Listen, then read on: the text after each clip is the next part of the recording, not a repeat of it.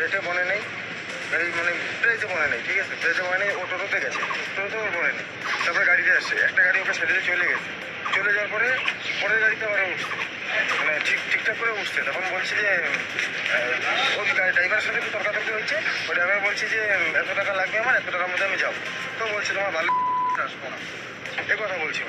তখনই আমরা ওকে ধরলাম, ধরার পরে ওকে ওই গাড়িতে আমরা উঠতে দিই, ওই গাড়িকে আমরা ছেড়ে দিলাম, ওই গাড়ি চলে গেল, ওকে হাঁটতে হাঁটতে চলে গেল। আপনি কি বলেছিলেন ভারত সম্বন্ধে?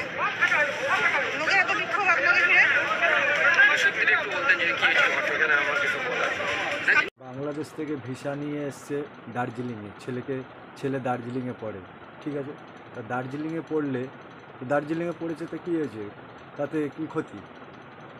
আরে আমাদেরও তো ছেলে পেলে বাংলাদেশে যায়, বাংলাদেশে গিয়ে পড়াশোনা করছে। তা তোকে যখন ভাড়া চেয়েছে, তা ভাড়াটা তুই 150, 200, 500 তাতে দিবিতে কী আছে? এতে আবার গালাগালি দেওয়ার কী আছে? গালাগালি দিলে কি ইউনুস তোকে বড় পদ দিয়ে দিবে? কোনো স্বরাষ্ট্র দপ্তরের বিশেষ উপদেষ্টা ওই হিসাবে দিবে? তোকে কি পাঠিয়েছে ওই জন্যে? হ্যাঁ, তোদের মিডিয়া দেখাচ্ছে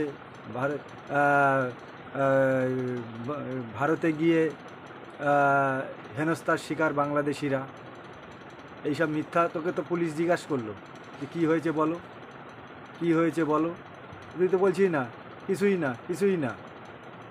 বাংলাদেশে গিয়ে একদম মিডিয়ার সামনে বলে ফেললি যে আমাকে অমুক করেছে, টোটো ভাড়া 2000, 2500 টাকা। তোর কাছে 2000, 2500 টাকা তোর টোটো ভাড়া আছে কোথাও? হ্যাঁ, তো তুই প্রশাসনকে বললি না কেন? প্রশাসন ব্যবস্থা করে দিত। কারণ বাংলাদেশে গিয়ে 2000, 2500 টাকা ভাড়া। দেখুন কীভাবে মিথ্যা রটনা ছড়াচ্ছে। দেখুন দুখানা ভিডিও, একটা বাংলাদেশি ভিডিও, একটা ভারতীয় ভিডিও, দেখে কম্পেয়ার করে নিন যে কারা মিথ্যা কথা বলছে। ছেলেকে না নিয়েই দেশে ফিরতে হলো আজাদুর রহমানকে। সামাজিক যোগাযোগ মাধ্যমে ছড়িয়ে পড়েছে হেনস্থার সেই দৃশ্য। ভুক্তভোগী আজাদুর রহমান জানান, গতকাল চ্যাংরাবান্ধা দিয়ে ভারতে প্রবেশ করেন তিনি। ইমিগ্রেশন শেষে গাড়িতে উঠতে বাধা দেয় কিছু ভারতীয়।